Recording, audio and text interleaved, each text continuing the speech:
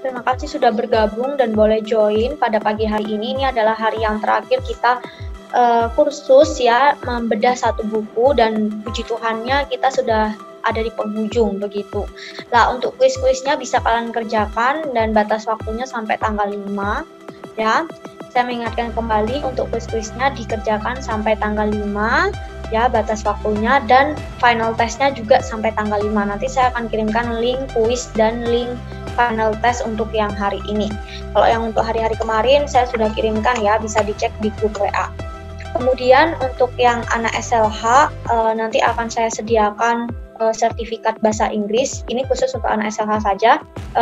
Di luar itu maka saya tidak menyediakan begitu ya. Jadi hanya untuk anak-anak SLH saja nanti saya akan berikan rapot dari hasil kursus ini. Tapi kalau ada satu kuis yang terlewatkan, belum dikerjakan atau belum diikuti sampai batas waktu tanggal 5, maka sertifikat tidak akan saya berikan. Ya, sertifikat hanya diberikan kepada mereka yang mengikuti seluruh pembelajaran saya, menonton video atau ikut live teaching saya, kemudian dia yang akan mengerjakan tugas-tugas yang sudah saya berikan di WA group. Kalau mereka sudah mengerjakan itu semua, maka ya silahkan kalian minta kepada saya sertifikatnya. Pasti terlihat ya, anak-anak saya nanti akan juga cantumkan nilai kalian sepanjang proses belajar kalian selama 10 hari ini. Oke, saya akan mulai dari pembelajaran yang pertama, yaitu hari yang ke-9 ya.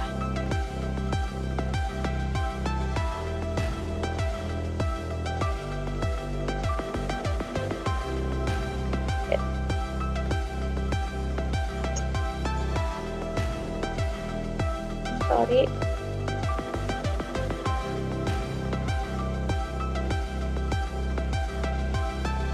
Kalimat dengan kata the same or similar to dan different from.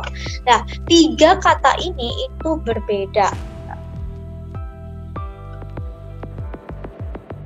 Ya, jadi ini the same as, similar to, and different from adalah 3 kata yang berbeda di dalam membandingkan sesuatu. Ya, kita lihat dari contoh yang pertama. A is the same as B. Maka A ini artinya sama dengan B.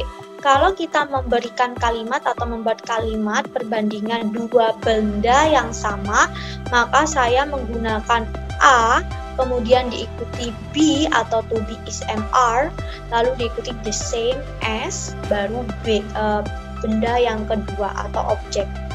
Begitu. Kemudian yang kedua contohnya adalah C is similar to D. Nah, similar to itu berbeda dengan is the same as. Kenapa? Karena similar to ini itu menunjukkan kemiripan ya. Jadi C ini mirip atau similar itu hampir sama lah ya, mirip dengan D, tapi berbeda. Dia tidak sama persis, tapi dia sejenis, sama-sama segitiganya, cuma beda. Kalau yang C ini segitiga sama kaki, kalau D ini segitiga siku-siku, tapi dia sama-sama segitiga. Maka karena saya ini sama-sama segitiga, saya membuat kalimatnya menggunakan similar to. Nggak boleh saya menggunakan the same as. Begitu ya. Kemudian untuk yang selanjutnya adalah yang contoh yang ketiga. Contoh yang ketiga di sini adalah I is different from. Lah Bu, different from kalau saya ganti different to boleh nggak? Nggak boleh, tetap salah. Different from ini adalah satu kesatuan. Jadi different dengan from ini sudah menunjukkan perbandingan yang berbeda dan sudah menjadi gandengannya ya. From ini adalah preposisi dari gandengan different. Jadi ini sangat berbeda ya, berbeda dengan maka saya menggunakan different from. Begitu. Next, ya bagaimana dengan saya membandingkan 2 benda yang menggunakan like and alike ya. Sorry.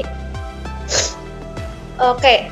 Untuk membuat suatu kalimat ya, like and alike ini hampir sama, begitu ya. Contohnya, your pen is like my pen. Pulpenmu itu sama dengan pulpenku ya, sama dengan pulpenku. Misalnya kita artikan seperti itu. Lalu bagaimana cara saya menggunakan alike? Kalau alike itu juga artinya sama. Tapi perbedaannya di dalam satu kalimat, alike ini biasanya diletakkan di akhir. Ya, setelah be. Contohnya, your pen and my pen are alike. Jadi pulpenmu dan pulpenku sama. Begitu. Tapi kalau pulpenmu sama dengan pulpenku, maka your pen is like my pen. Tapi kalau kalian membuatnya pulpenmu dan pulpenku sama, maka alike-nya ini di belakang dan digunakan bukan like aja, tapi alike. Begitu. Itu yang membedakan penggunaan like dan alike. Lah, nih hati-hati karena biasanya ada beberapa murid yang karena dia mikirnya like itu sama, maka dia membuat satu kalimat like ini di depan atau di antara objek. Di antara objek lah, ini merupakan kalimat yang salah ya. Jadi like itu biasanya diletakkan di akhir dan bentuknya adalah seperti ini gitu. Lanjut, comparative using are dan more ya.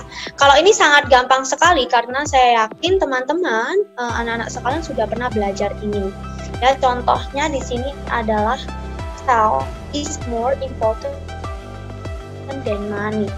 Lah, kenapa saya menggunakan more? Karena setelah more ada kata adjective atau kata sifat yang dia jumlah silabelnya atau suku katanya lebih dari 2 atau 2. Important berarti 3 syllable, 3 syllables. Nah, karena 3 syllables maka saya menggunakan more. Nah, berbeda dengan yang di bawah older, karena dia hanya 1 syllable, older, maka saya menambahkan er aja. Begitu. Nah, bentuknya sama. Setelah subjek wajib diikuti be, kemudian adjektifnya, kemudian ditambah then dan objeknya. Ya, hampir semuanya sama, then dan objeknya sama. Yang berbeda apa? Yang berbeda adalah antara more dan er-nya. Nah, kapan saya menggunakan more? Jika dia 2 syllables dan lebih. Dan kapan saya menggunakan er? Ketika dia hanya 1 syllable saja. Begitu. Oke, next. Bagaimana ketika saya menggunakan kalimat menggunakan as, bla bla bla, as dan using less? Ya, as ini artinya sama. Ya, sama. Ya, John is as old as Mary. Ya, John ini seumuran Mary atau umurnya sama, setua Mary gitu ya. John setua Mary artinya dia sama-sama umurnya setara, sama-sama tua dengan Mary. Maka saya menggunakan as, adjective as. Nah, berbeda dengan less. Nah, less ini tidak menunjukkan untuk sama, tetapi dia menunjukkan kurang.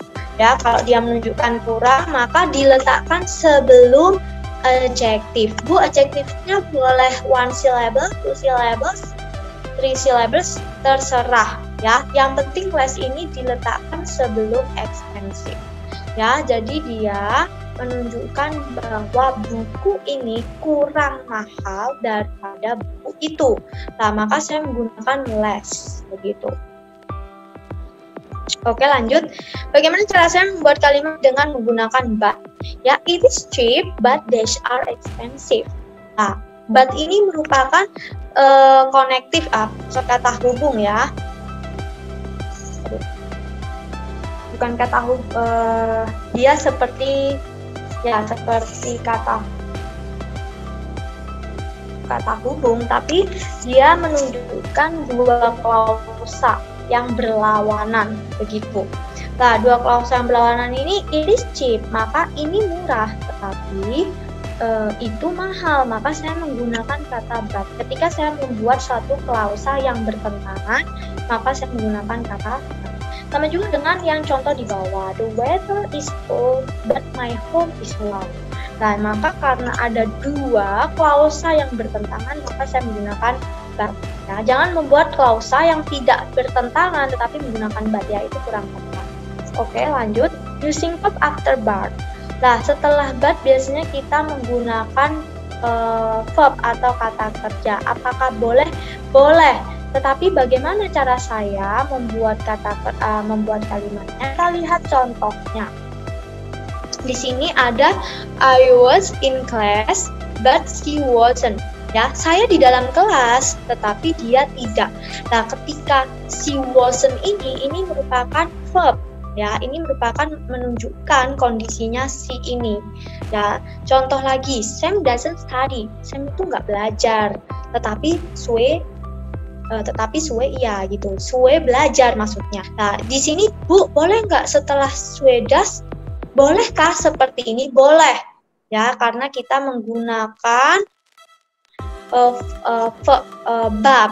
Ya, kita menggunakan but. Jadi setelah menggunakan but dan ini merupakan pertentangan, maka subjeknya ini mengikuti verbnya. Jadi verbnya ini kalau subjeknya Sue satu orang, maka verbnya di sini pakai does karena dia beracuan pada yang ini ya, karena dia sama-sama bertentangan. Lihat, ini bertentangan ya, ini positif kalimat dan ini kalimat negatif. Ini negatif dan ini positif, begitu. Oke, kita lanjutkan. Superlative using est and most. Ya, saya sudah, ini hampir sama dengan penggunaan kalimat yang pada komparatif ya. Yang berbeda hanyalah modelnya. Kalau komparatif itu menunjukkan perbandingan dua benda yang berbeda atau yang lebih begitu, dibandingkan dengan banyak benda, yang menunjukkan bahwa benda tersebut paling, namanya aja super, maka kita anggap kalimat ini untuk kalimat-kalimat yang super ya, membandingkan suatu benda yang super, yang paling. Nah, itu cara mengingatnya. Kita lihat contoh ini. Health is the most important than everything. Ya, kalau tadi saya bilang than money ya, berarti dua noun atau dua kata benda yang dibandingkan. Tetapi sekarang saya membandingkannya bukan dengan dua kata benda, tapi ini dibandingkan dengan semuanya. Nah, makanya saya menggunakan the most. Bu, kenapa saya menggunakan the most? Kenapa saya nggak boleh pakai important terus ditambah est, importantis misalnya ya. Nah, itu kurang tepat karena kenapa? Adjektif di sini atau kata sifat di sini dia syllables atau lebih. Ketika most ini diikuti kata sifat yang dia lebih dari dua syllable atau suku kata dan lebih ke atas ya, 2, 3, 4 suku kata, maka dia wajib diawali dengan the most. Tetapi berbeda dengan yang bawah. Kalau yang bawah ini kan hanya satu suku kata atau satu syllable, maka dia hanya ditambah est di setelah kata adjektifnya, dan ini sudah menunjukkan bahwa dia paling ya. Contohnya Mary adalah yang paling tua daripada semua murid.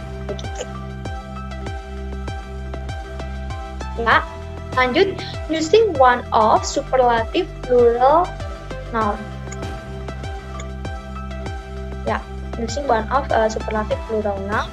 Oke, di sini dilihat ya, one of ini adalah salah satu cara mentranslate-nya salah satu ya, tapi ini sudah bisa mewakili satu kalimat itu paling super atau menunjukkan kalimat yang paling. Contohnya di Amazon is one of the largest river in the world. Nah, Amazon adalah salah satu sungai yang terbesar di dunia. Nah, one of ini ya, ini kan menunjukkan salah satu, maka di sebelumnya harus ada to be-nya to be tunggal. Amazon juga tunggal ya, karena singular noun. Tapi one of ini harus disertai dengan plural noun. Apa sih plural noun itu? Plural noun ini berarti kata benda yang lebih dari satu. Ya, logikanya salah satu dari sungai-sungai terbesar di dunia. Maka sungainya ini wajib ada s-nya karena salah satu. Nah, sama juga yang di bawah. This clothes is one of the most expensive things in this country. Nah, the most ini juga wajib ya, the most ini juga mengikuti karena kan expensive ini adalah 2 atau lebih syllablesnya. Syllablesnya expensive, maka 3 syllables. Sedangkan large ini hanya 1 syllables, large. Jadi dia tinggal ditambah EFT saja. Nah, itu yang membedakan antara kalimat yang pertama dan yang kedua. Sama-sama wajib diikuti dengan plural noun atau kata benda yang jamak. Gitu ya. Next, lah adjective versus adverb. Ya, di dalam dunia bahasa Inggris kalian pasti sering menemukan ya dia adalah adjective atau dia adverb. Nah, yang membedakan apa? Kita lihat di sini. I'm so sorry, careful ini kayaknya bukan L-nya 1 deh seingat saya ya. Saya kayaknya salah. Nanti coba dicek ya. Ini sepertinya L-nya yang 1 seingat saya. Nah, lihat di sini careful. Careful ini artinya hati-hati ya. Nah, adverbnya dengan hati-hati. Slow. Slow itu pelan. Adverbnya atau kata keterangannya adalah slowly. Bedanya adjektif dengan adverb, kalau adjektif itu sudah jelas kata sifat. Kalau adverb itu menunjukkan keterangan. Ya, keterangan entah keterangan cara, entah keterangan keterangan sifat, entah keterangan tempat, yaitu adverb. Nah, contoh kita lihat quickly. Berarti quick itu cepat. Tapi kalau dia jadi dengan cepat, maka jadi adverb, dia wajib ditambahi ly.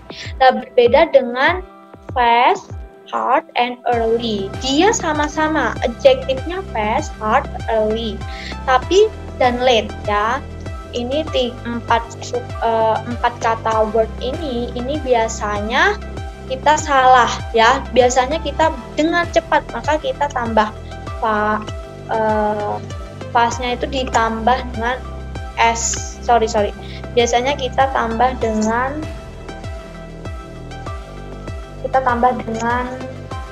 LD ya. Nah, kalau orang nggak tahu, maka dia akan keliru dalam membuat kalimat itu. Kalau kita bilang ini cepat, terus kalian tambahin ly di belakangnya karena ngikutin yang atas-atas, maka dia adalah kalimat yang salah. Mengapa demikian? Karena fast ini fast, hard, early ya.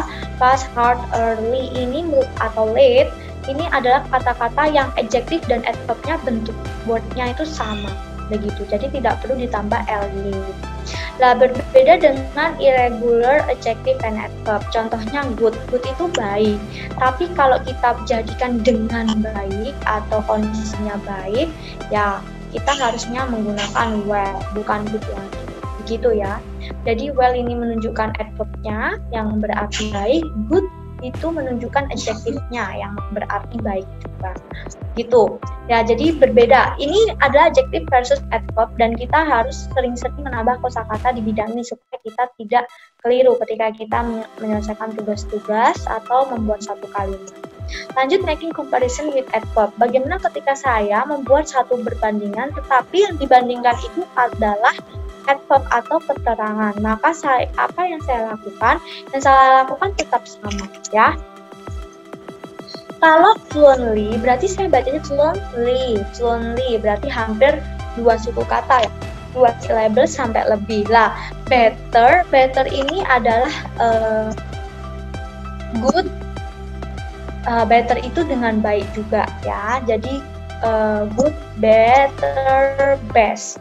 Nah, berarti saya ketika membuat kalimat ini kita juga tetap sama, ikut aturan. Kalau dia 2 atau 3 syllables maka dia pakai more. Tapi kalau itu adalah 1 syllable maka kita membuatnya tinggal ditambah er. Nah, untuk ini yang better ini merupakan irregular form ya. Jadi dia adalah bentuk yang tidak beraturan dari kata good. Jadi good, better, best. Begitu. Next, using as bla bla bla as with adverb.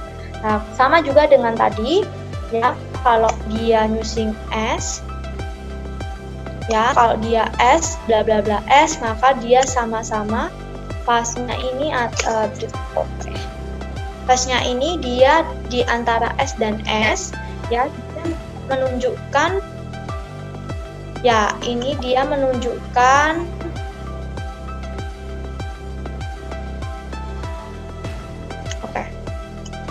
dia menunjukkan bahwa ini adalah dengan cepat, ya. Saya bekerja dengan secepat saya bisa lah. Secepat saya bisa ini menunjukkan adverb atau keterangan bahwa diri saya tuh bekerjanya dengan cepat. Maka saya menggunakan adverb di antara S dan S. Apakah bisa? Bisa, begitu ya. Jadi di antara S dan S atau di antara tadi ya, membuat comparison yang ini more dan ER atau the most, lah kita boleh menggunakan adverb. Ya, intinya itu. Oke, untuk sesi yang day 8 sudah.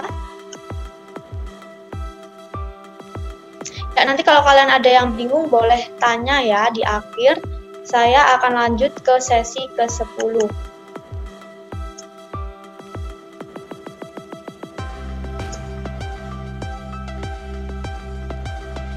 Ya. Expressing ideas with verb.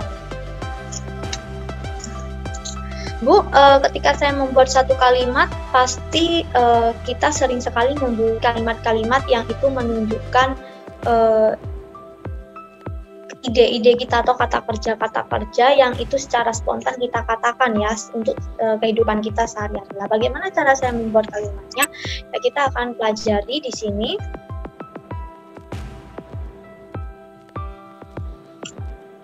Oke, yang pertama adalah bagaimana cara kita membuat kalimat dengan menggunakan should.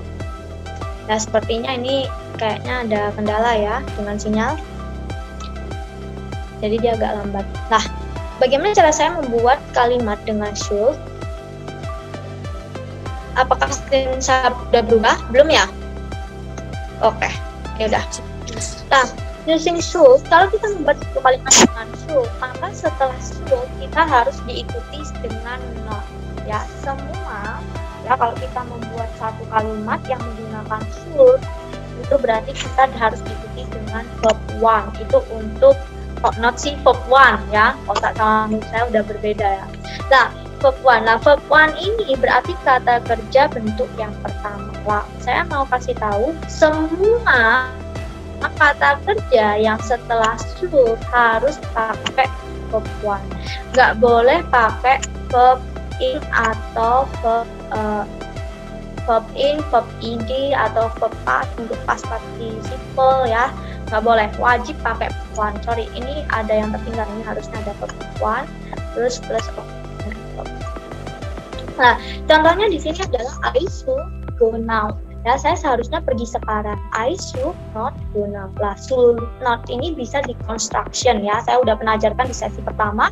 Construction itu gabungan dua kata menjadi satu kata ya. Shouldn't. Kalau should plus not berarti jadinya shouldn't. I shouldn't go now. Lah, setelah shouldn't atau setelah should, dia wajib sama-sama diikuti dengan verb one. Begitu ya. Paham ya sampai segini? Oke, lanjut.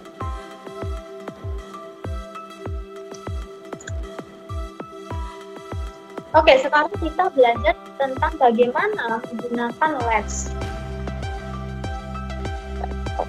Nah, let's itu apa sih? Biasanya kita kalau sering ya dengar let's go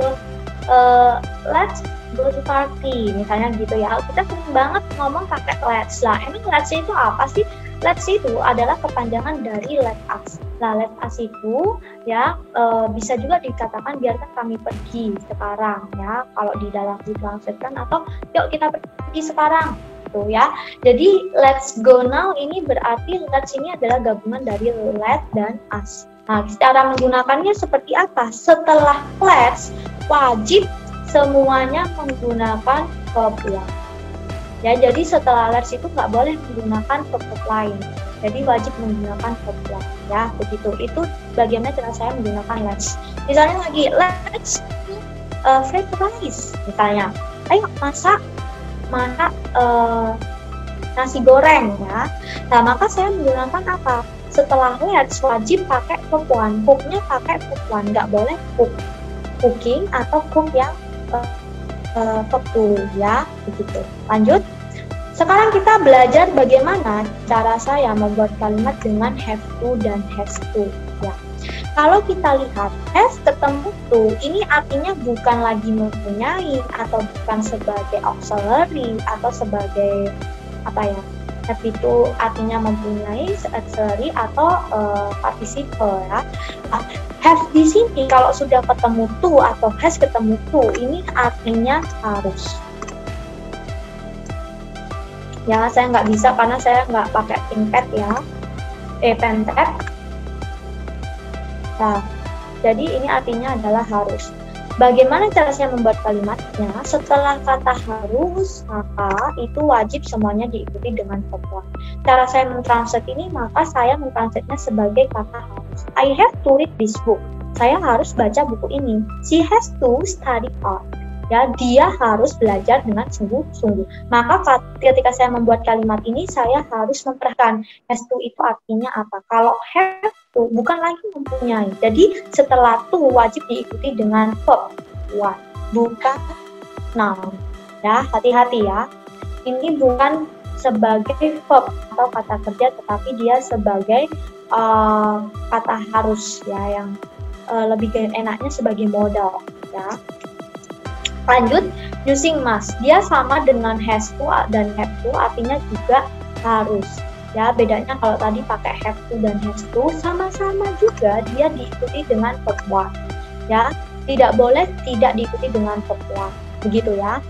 Kalau saya membuat harus diperbaiki, maka itu bentuknya udah passive voice lah. Nanti kita akan belajar itu di intermediate skill ya. Jadi di bagian skill yang intermediate kita akan pelajari. Nah, sekarang kita masih masuk di bagian yang dasar. Oke, lanjut. Modal auxiliaries. Nah, saya tadi udah sering ya sedikit-sedikit menyinggung tentang modal ya. Di dalam bahasa Inggris ada kata-kata yang dia itu digunakan untuk sebagai penunjang dalam membuat satu kalimat. Ya, contohnya can yang artinya dapat, couldn't tidak dapat, may boleh, might boleh tapi bentuknya ampau, must harus, should seharusnya, will akan, dan ada satu lagi seharusnya ada has to dan have to. Tapi saya tidak masukkan di sini. Nah, semua modal itu wajib diikuti dengan study atau verb one. Ya, semua kata kerja yang bentuk satu itu adalah kata kerja yang setelah modal. Nah, ketika saya membuat kalimat I can study atau I couldn't study, maka saya harus disertai verb one. Gimana saya pakai verb in aja, I couldn't study. Boleh nggak? Nggak boleh. Nah, berarti itu salah. I must study, salah. I should study, salah. Ya, karena dia wajib setelah kata modal ini, maka saya harus menyertakan verb one-nya. Begitu ya. Oke, sekarang kita lanjut. Oke, ini adalah summary chart modal auxiliary and similar expression. Ya, di sini ada auxiliary yang bisa dijadikan bahan dalam membuat satu kalimat ya. Nanti saya juga akan kirimkan ini di YouTube saya. Jadi kalian tenang aja, kalian nggak usah buru-buru. Kalau mau nyatet bisa belajar lagi dari YouTube saya.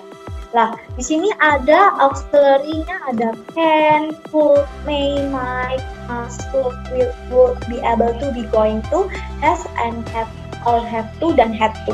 Kapan saya menggunakan ini? Kalau can ini menunjukkan katanya artinya itu dapat. Ya, tapi dia juga bisa dinyatakan sebagai satu kemampuan atau kebisaan ya dari satu subjek. Bisa juga dia untuk pertanyaan yang sopan. Kalau could itu juga sama, dia juga menunjukkan satu kemampuan dari subjek, tetapi itu untuk masa lampau dan merupakan polite question ya. Dia kalau di awal kalimat menjadi satu pertanyaan yang lebih sopan begitu. Kalau may itu bolehkah, berarti ini ada kemungkinan.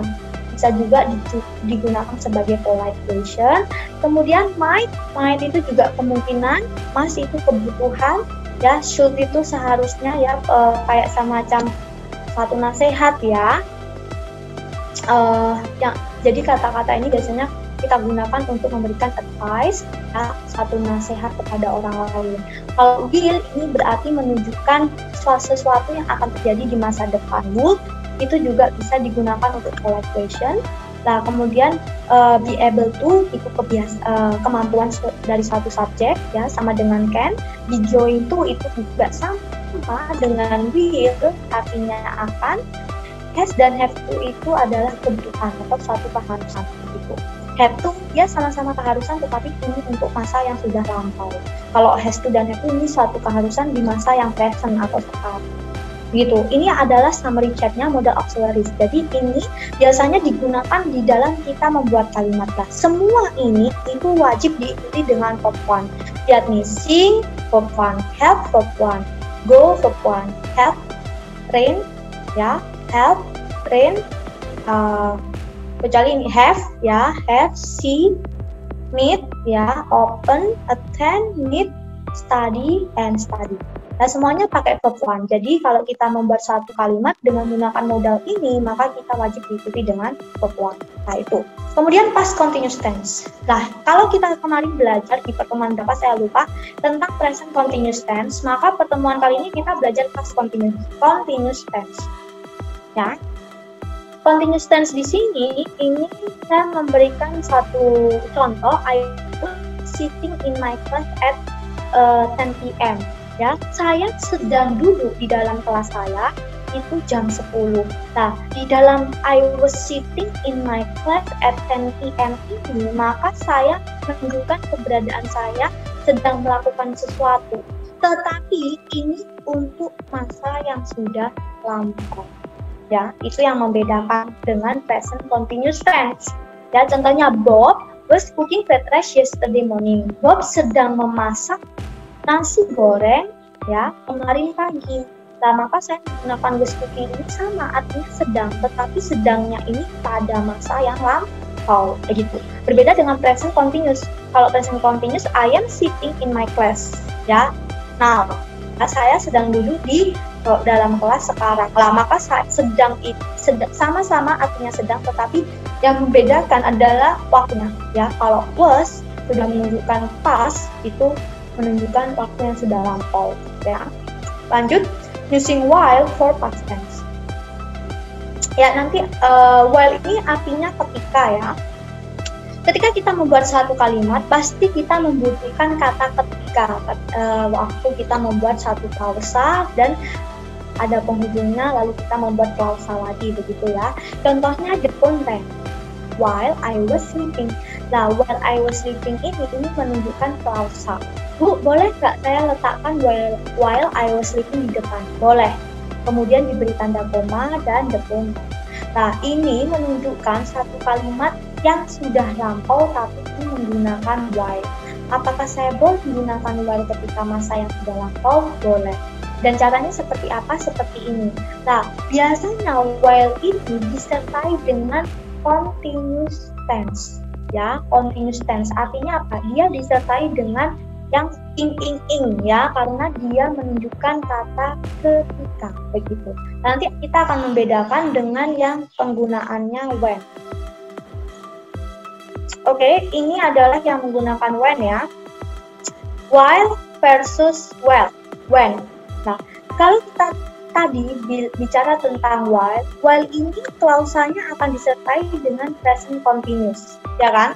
Ini present continuous. Tapi kalau when kita tidak boleh disertai dengan present continuous.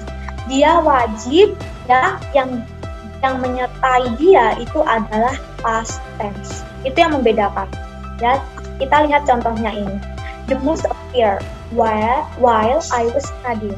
Lah, while I was studying ini menunjukkan present past continuous. Nah, maka saya menggunakan while ini boleh di dalam kalimat ini. Tetapi kalau saya ganti, saya menggunakan kata ketikanya di dalam satu kalimat past tense, itu saya nggak boleh pakai while lagi, tapi saya wajib menggunakan when. Jadinya seperti apa? When the mouse appeared, I was studying. Ya, ketika tikus itu muncul, saya sedang belajar. Nah, saya boleh nggak saya letakkan di sini? when I was studying. Boleh nggak? Nggak boleh ya, karena ketentuannya perbedaan while dan when sudah jelas. Kalau while disertai dengan clause continuous, kalau when disertai dengan past continuous. Past tense ya. Past continuous ini adalah while, kalau when ini untuk yang past tense. Begitu, itu yang membedakan while dan when ya. Sekarang how to using have been. Nah, pasti teman-teman sering sekali ya membuat suatu kalimat dengan menggunakan have been. Contohnya, I have been here since February 1st. Ya, saya sudah di sini sejak tanggal 1 Februari gitu ya. Have been ini menunjukkan kata sudah. Nah, have been ini menunjukkan kata atau diterjemahkan sudah.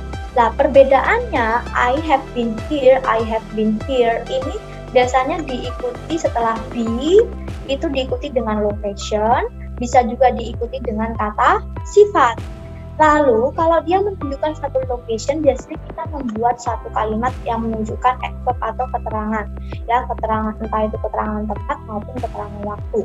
Nah, yang di sini yang saya contohkan adalah keterangan waktunya. Ada perbedaan yang mencolok ketika saya menggunakan since dan for. Ya, kalau since ini menunjukkan artinya adalah sejak, yang menunjukkan keberadaan saya di sini itu sejak tanggal 1 Februari sampai sekarang, begitu. Tetapi kalau saya menggunakan for, maka ini menunjukkan panjang waktu saya ada di sini, lamanya saya ada di sini, maka saya menggunakan for, bukan since. Misalnya saya menggunakan since di sini, I have been here since 2 months. Boleh nggak? Ya salah, begitu ya. Karena since ini wajib diikuti dengan keterangan waktu atau adverb yang lebih spesifik. Ya, kalau for ini diikuti dengan lamanya waktu atau panjangnya waktu. Itu yang membedakan penggunaan since dan for, dan bagaimana cara saya membuat have been, membuat kalimat dengan have been yang diikuti dengan location. Nah, using since clause. Nah, since ini ternyata tidak hanya diikuti dengan tidak hanya diikuti dengan keterangan waktu yang lebih detail, tetapi since ini juga bisa diikuti dengan klausa. Ya, contohnya, I have been afraid of dogs. Saya itu sudah takut sama anjing-anjing sejak saya masih kecil. Nah, maka saya bisa membuat satu kata atau kalimat dengan klausa since. Nah, bagaimana caranya? Setelah kata since wajib diikuti to be, subjek, to be dan kondisinya, atau kalian juga bisa menggunakan subjek dan verb to, ya itu. Jadi setelah since ini pasti dia menunjukkan masa yang sudah lampau, begitu, karena sejak berarti sudah lampau, maka saya menggunakan since dan be-nya atau verb-nya itu sudah masa lampau, begitu ya. Next, present perfect tense. Nah, hampir di penghujung ya. Present perfect tense ya, tenses yang menunjukkan waktu sudah selesai tetapi kondisinya masih sekarang, begitu ya. Contohnya subject, ini adalah formulanya, subject plus have atau has lalu diikuti dengan verb 3. Nah, kita lihat contohnya, I have tried sushi. Saya sudah mencoba sushi. Berarti sushi di sini itu sudah pernah saya coba, maka saya menggunakan I have tried. Nah, kalau saya menggunakan subjeknya she, he, it, maka saya tidak menggunakan have lagi, atau satu orang, nama orang, satu benda, maka tidak menggunakan have lagi, tapi menggunakan has. Ya, itu yang membedakan penggunaan have dan has di dalam present perfect tense. Nah, setiap setelah have dan has itu wajib diikuti dengan verb 3. Ya, semua setelah have dan has dia wajib diikuti dengan verb 3. Kemudian bagaimana bentuk negatifnya? Bentuk negatifnya verb 3-nya ini tidak berubah. Jadi setelah have dan ini tetap menggunakan verb 3. Bagaimana dengan yang tanda tanyanya atau negatif? Oke. Nah, bagaimana ketika saya membuat kalimat tanyanya, maka saya tetap tried-nya ini tidak berubah, tetap menggunakan verb 3, begitu ya. Itu yang itu adalah penggunaan present perfect tense. Ya, jadi setelah subjek diikuti have atau has, baru diikuti verb dan objek. Dan dia verbnya itu tidak bermaupun negative sentence. Next, using never with the present perfect. Nah, bagaimana saya menggunakan never untuk present perfect? Ya, never ini artinya tidak pernah dan ini menunjukkan adverb atau keterangan ya.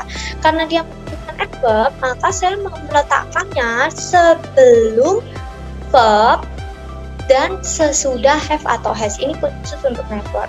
Contohnya, I have never touched an elephant. Lah, berarti never di sini saya belum pernah menyentuh seekor gajah. Ya, anak belum pernah melihat lautan Pasifik. Nah, maka saya melihat kata never ini menunjukkan kata keterangan. Karena dia bukan kata keterangan, tapi dia khusus, maka dia diletakkan setelah has atau have. Baru diikuti verbnya. Ini khusus untuk present perfect, ya. Oke, lanjut. Using ever, ya, hampir sama dengan never. Kalau ever dia diletakkan setelah have dan has, atau dia diletakkan sebelum ya kata kerja.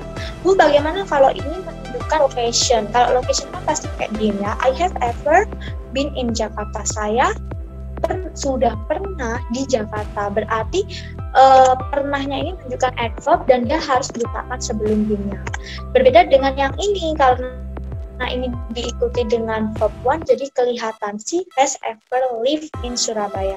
Nah, dia sudah pernah tinggal di Surabaya. Maka ever ini wajib sama modelnya seperti never, dia diletakkan setelah has dan sebelum verb.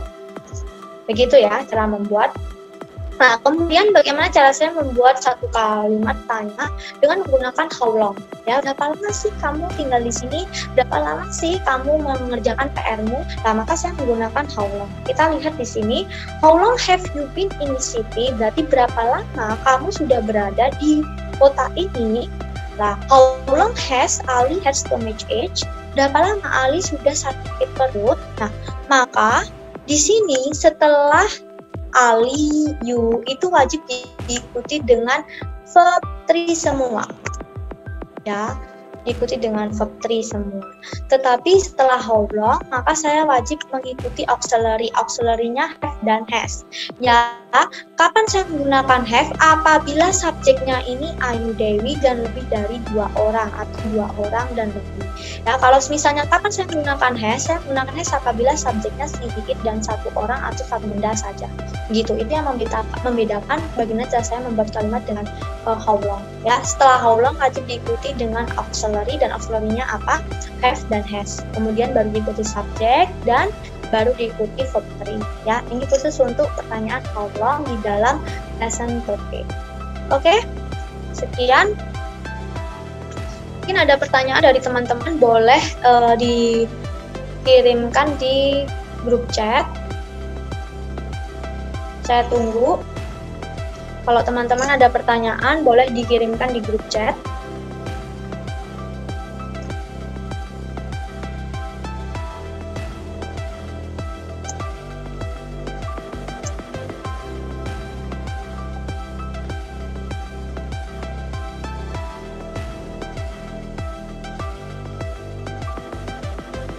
Oke, kalau tidak ada pertanyaan boleh dikirimkan juga.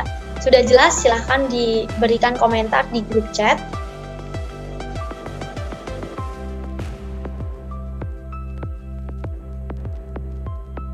Oke, terima kasih Pandu. Ada lagi?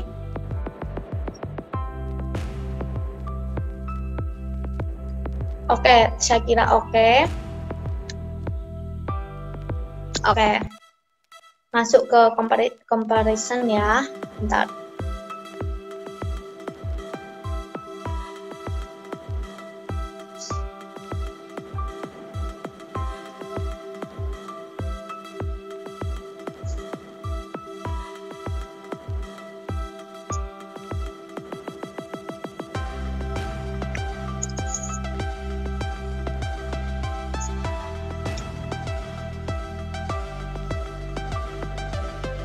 Oke, terima kasih buat pertanyaannya. Miss, kalau saya menggunakan S, bla bla bla S, maka saya menggunakan apa ya? Oke, di sini saya tadi sudah sedikit singgung ya.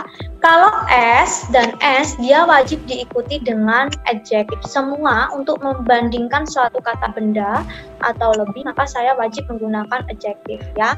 Jadi formulanya seperti apa? Subject ya ditambah be ya plus be. Setelah itu diikuti dengan S ya. Setelah diikuti dengan S, maka saya diikuti lagi dengan adjective. Nah, adjective ini bukan kata kerja ya, bukan kata kerja bentuk 1, bentuk 2, bukan, tapi adjective ini adalah kata sifat ya. Jadi setelah S dan S ini diapit, yang mengapit kata sifatnya itu S dan S. Jadi di sini itu adalah kata sifat, baru nanti dibandingkan dengan pembandingnya atau objeknya, begitu ya. Nah, bukan dengan menggunakan verb 1 atau bukan ya. Jadi dia benar-benar murni ya dalam kita membandingkan sesuatu. Kalau dia sama ya, sama-sama tua, sama-sama cantik, sama-sama pintar, contohnya ya, Shakira is as beautiful as me ya, Shakira secantik saya, misalnya gitu ya. Nah, maka saya menggunakan kalimatnya adalah subject plus be plus S plus adjective plus S, lalu dibandingkan dengan saya, dan untuk membandingkan dua benda yang sama. Nah, sama-sama pembandingnya itu apa? Sifatnya. Lah, sifatnya itu adalah adjective. Nah, berbeda dengan penggunaan S dengan S yang menggunakan adverb. Adverb tadi adalah kata keterangan. Nah, dalam dunia bahasa Inggris pasti ya kita ada keterangan waktu, bahasa Indonesia juga ada keterangan tempat, keterangan sifat ya. Contohnya dengan cepat itu berarti keterangan ya, dengan hati-hati itu juga keterangan ya kan. Lalu apalagi misalnya, saya lupa ya, contohnya dengan mudah ya, itu juga keterangan. Dengan baik itu keterangan. Dengan pelan-pelan ya, berarti itu keterangan. Nah, maka ketika saya menggunakan S untuk keterangan atau adverb, maka saya sama kata keterangannya ya, entah itu adverb atau adjective, dia di antara S dan S ya, maksudnya seperti contoh seperti ini, I am working as fast as I can, maka saya menunjukkan keterangan cepat. Cepatnya saya bekerja ini itu diapit atau di antara S dan S gitu. Apakah sudah terjawab, Shakira? Sudah jelas, Miss. Makasih. Oke, sama-sama. Oke, lanjut. Mungkin ada pertanyaan lagi? Bentar, sepertinya ada pertanyaan lagi ya.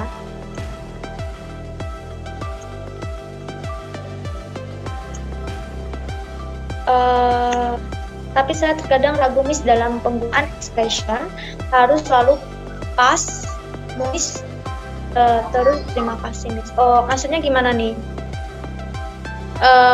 Oke, Miftahul Khair gimana? Terima kasih, Miss, tapi saya terkadang ragu dalam itu gimana? Terkadang kalau menggunakan expression ada pakai present, ada pakai past.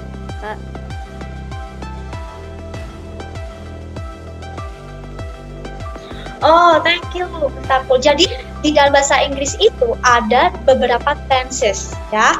Nah, tenses ini itu yang membantu kita dalam membuat satu kalimat ya. Nah, kapan saya menggunakan tenses continuous tense, kapan saya menggunakan past tense, kapan saya menggunakan present tense, itu tergantung kalimat yang saya ucapkan itu menunjukkan waktu kapan dan menunjukkan aktivitas yang seperti apa, gitu ya. Nah, jadi hati-hati dalam membuat satu kalimat ya. Kita bisa menggunakan semua tenses, menggunakan past tense, bisa menggunakan present perfect, bisa menggunakan continuous tense, present continuous tense, bisa juga kita menggunakan past continuous tense. Lah, mereka memiliki perbedaan-perbedaan begitu ya. Kalau contohnya tadi yang saya jelaskan past continuous tense. Lah, ini saya membuat kalimat dengan menggunakan past continuous tense ini adalah kondisinya sedang terjadi tetapi masa lampau, maka saya menggunakan past continuous tense. Berbeda ketika saya menggunakan past tense ya. Past tense ini berarti ini contohnya the phone rang, kan harusnya the phone ring ya. Kalau present pakai ring, tapi karena dia udah past atau sudah lampau maka menggunakan rang gitu, the phone rang. Nah, ini ditunjukkan pembuatan kalimat ini menunjukkan bahwa telepon saya itu berbunyi tapi bunyinya itu sudah terjadi, maka saya menggunakan past tense begitu. Kemudian I was sleeping, saya sedang tidur. Lah, I was sleeping menunjukkan saya sedang tidur tetapi kondisinya sudah lampau. Berbeda dengan I am sleeping. Kalau I am sleeping, saya sedang tidur, kondisinya berarti saat ini begitu ya. Nah, itu yang membedakan. Jadi tenses itu sebenarnya sekitar ada 16 ya. Nanti teman-teman boleh belajar. Nanti saya akan usahakan ya buat project, lalu saya bedah tenses 16 tenses. Nanti teman-teman juga boleh join untuk belajar bersama dan gratis ya. Jadi nanti teman-teman bisa tetap join dalam grup ini gitu.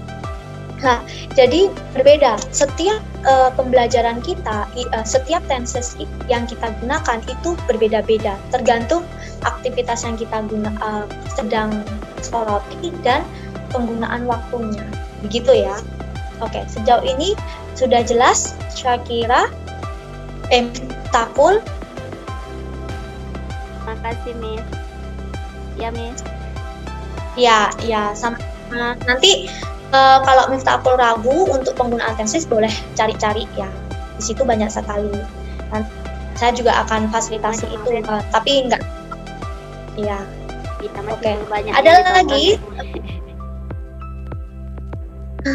Iya, betul. Iya, ada lagi?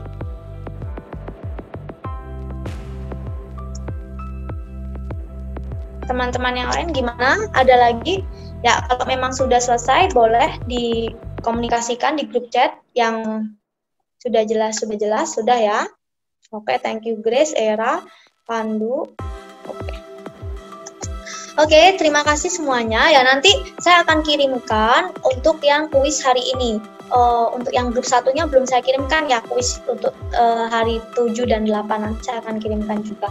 Dan nanti untuk kuis yang 9, 10 saya akan kirimkan, saya usahakan hari ini. Dan nanti silakan kalian juga selesaikan final testnya. Final testnya ini jangka waktunya sampai tanggal 5 Januari. Nanti 5 Januari kalau sudah selesai semua pengerjaan nonton videonya atau ikut live teachingnya, kemudian sudah mengerjakan kuis-kuisnya, kalian sudah tahu nanti nilainya saya akan record tanggal 5 Januari.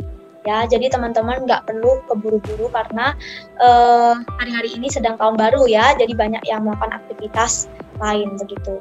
Tetap semangat, terima kasih sudah join di grup English course untuk khusus basic. Kiranya teman-teman mau bergabung ya di kelas intermediate English course, dan ini juga benar-benar free ya, tapi ya teman-teman lihat sendiri ya, waktunya memang sangat fleksibel sekali. Jadi saya berharap teman-teman juga fleksibel juga belajarnya gitu. Terima kasih, Tuhan memberkati. Wassalamualaikum warahmatullahi wabarakatuh.